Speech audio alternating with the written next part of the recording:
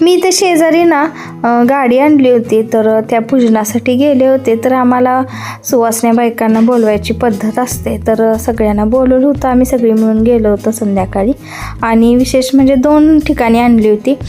तर एक होतं ती तनूची मैत्रीण आहे त्यांच्या घरी एक, आणि हिथं एक.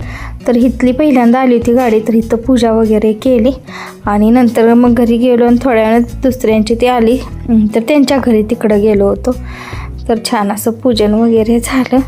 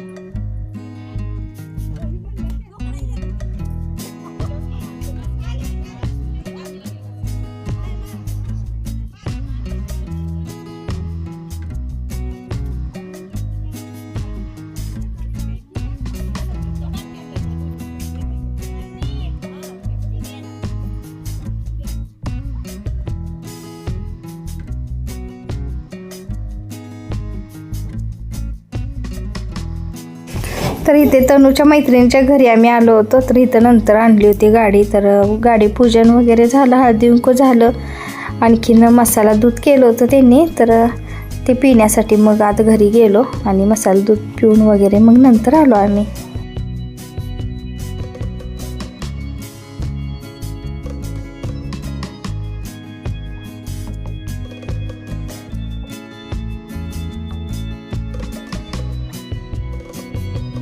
तर आत्ताच हळदी कुंकूला जाऊन आले. तर गाडी घेतली शेजारी. तर 2 ठिकाणी आजच आणलेली होती गाडी. तर 2 ठिकाणी गेले होते आणि हळदी कुंकूला जाऊन आले. नाही तर म्हणलं चला स्वयंपाक करूया. तर म्हणलं ज्वारीची भाकरी करूया आज. तर रोज चपात्याच असतात, म्हणलं आता आज भाकरी करू.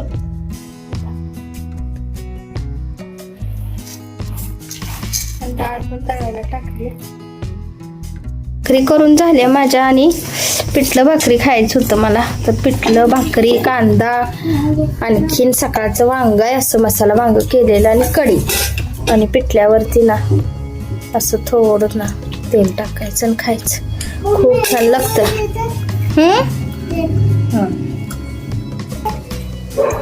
तर असं आहे जेवण. आणू पण जेवायला लागली आहे.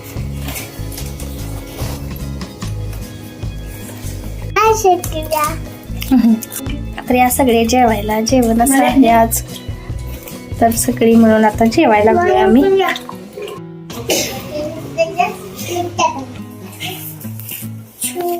तर जेवण वगैरे झाली, भांडी सगळी ठेवल्यात तशीच, अजून घासली नाहीत. आणखी ना तर चालली उद्याची तयारी. म्हणजे लसूण सोलायचं चालू आहे भाजीला. तर मेथीची भाजी ना ठेवले निवडून. म्हणलं आता उद्या मेथीची भाजी करूया, कारण आता उद्या बुधवार आणि परवा दिवशी आहे गुरुवार. तर 4था गुरुवार. आणि आता मागचा गुरुवार तर मी मांडू शकली नाही पूजा, फक्त उपवास केला होता. तर आता उद्याची गुरुवारी पूजा मांडायची आणि उपवास पण आहे.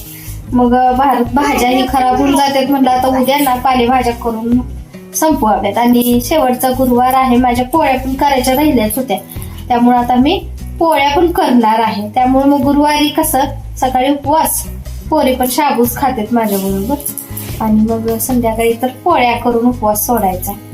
तर मग म्हटलं आता पालेभाज्या अगोदर संपवाव्यात. रविवारी आणलेल्या सगळ्या सुकून चालल्यात.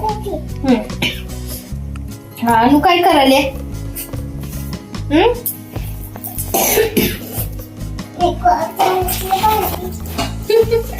गुलाबजामचं पाणी पिते. तर ना आणि गुलाबजाम मधलं जे गुलाबजाम खाऊन झाले, पाक खायला लागले. नुसतं चमच्यानं थोडासाच आहे, मग तिला मागायला लागले. आता जेवण करून ती लागले खायला नुसतं. तर आता मी थोडा लसूण ठेवून मग सोडून ठेवून नंतर मग भांडी वगैरे घासणार आहे.